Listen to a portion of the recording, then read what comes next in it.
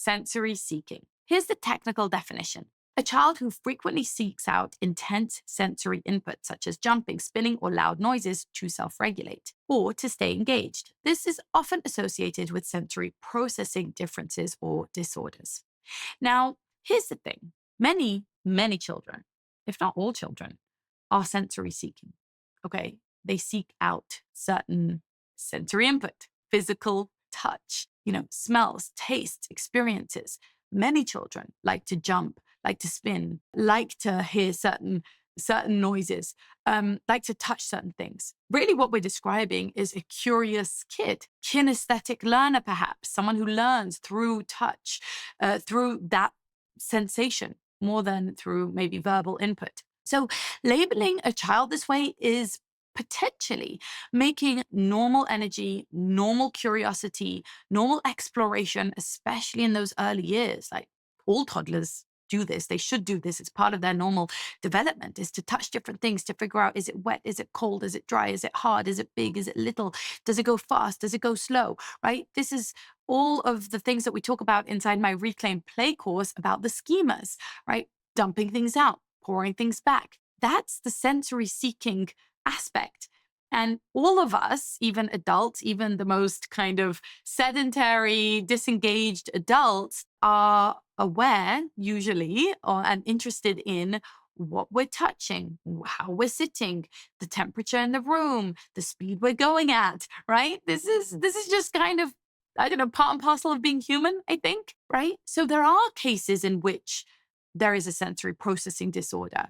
But there's also the fact that most kids go through a phase where they find their labels scratchy, or where they only want to wear their pajamas all day, or where they don't want to wear anything tight, or where they want to sit only on beanbags and not on chairs.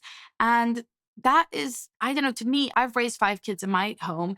I don't think any of them had a sensory processing disorder, or if they did, we didn't diagnose it, but they were all sensory seeking. They wanted to touch the kinetic sand, or they didn't want to touch the foam, or they had interest in exploration. If you label them this way, it makes that normal development feel like it's clinical, like it's disordered, like we need to seek therapy for it. And it often leads to that over-pathologizing that I've been talking about, right? Active play, independence, curiosity are good things. And what we actually need to do is provide creative outlets. Inside of Reclaim Play, I really teach you to set up different zones for your children. And one of those zones is a messy zone where they can explore sensory materials, right? Things that are wet, things that are sandy, things that are maybe squishy, all sorts of different sensory inputs.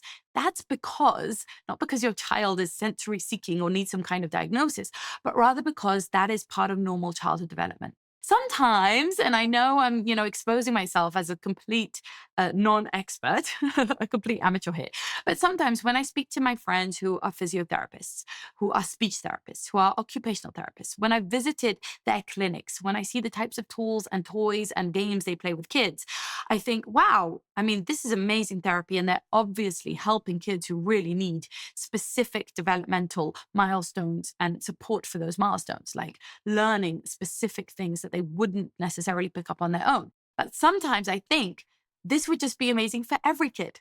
That's why I encourage every kid to have an indoor swing at home, to have a movement zone at home, to run and jump and roll and flip and spin and challenge their vestibular system and their balance and their core strength and their hand-eye coordination and their fine motor skills and their gross motor skills. Like, that's something we all want our children to develop. So this does not need to be pathologized. This needs to be catered to. And what you really need to do in this case, in most situations, is not to seek out expert help or therapies, but to design your home in a way that answers those developmental urges and desires, like having movement, imagination, focus, messy zones, quiet zones. These are what are going to help with this and with all the labels that I'm about to go through in this video. Basically, if a child is sensory seeking, they're probably a kinesthetic learner. They're probably a normal, curious, physical kid who experiences the world through their bodies. And what they really need is a movement-rich environment, a sensory-rich environment. And that's something you can provide them at home.